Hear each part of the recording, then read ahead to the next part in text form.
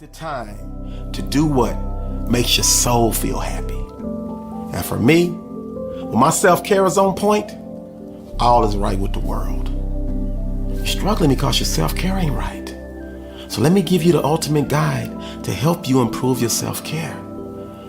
Number one, self-acceptance.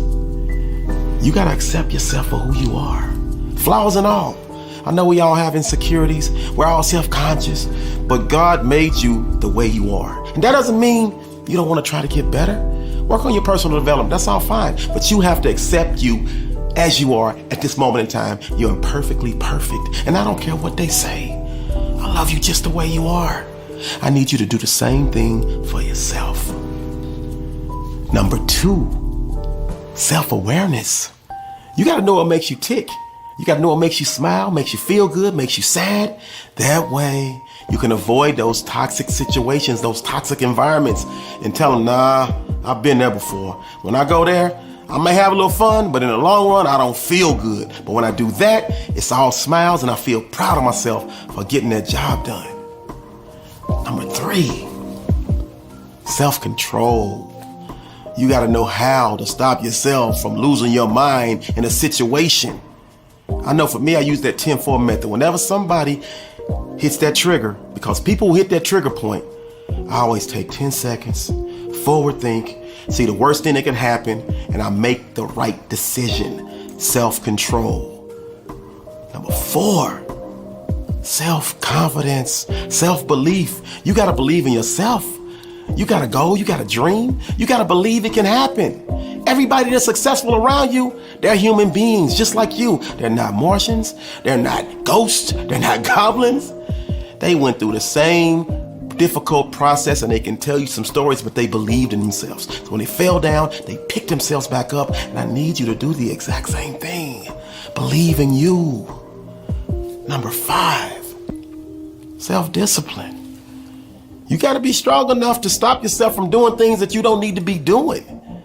You got to win the battle of you versus you. And sometimes I know life gets the best of us. But when our self-discipline is strong, we put ourselves in position for life to see the best of us. And we're going to fall down. We're going to make mistakes. Our self-discipline is going to slip.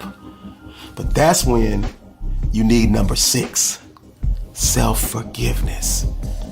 You have to be able to pick yourself up and pat yourself on the back and say, hey, it's gonna be okay. You have to be your number one cheerleader sometimes and tell yourself, you know what, I made a mistake, but I'm human, I'm imperfect, so it's okay. Try again, start all over. You're gonna fall, you're gonna fail, but without failure, there's no progress. Without losing, there's no winning. So forgive yourself. That bad relationship, you know, was a bad idea when you started it. And you got in it, didn't go well. Forgive yourself.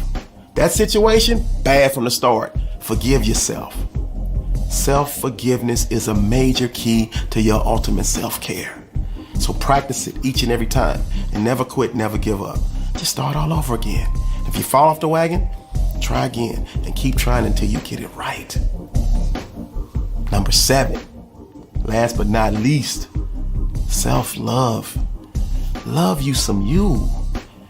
And let me dispel this myth right now. Self-love is not selfish. It's essential, because if you don't love you, it's virtually impossible for you to love anybody else the right way. You have to be okay by yourself, because when you're in that relationship, if it falls apart, when these people leave, you have to be okay and be comfortable doing things with you, hanging out with yourself. You are worth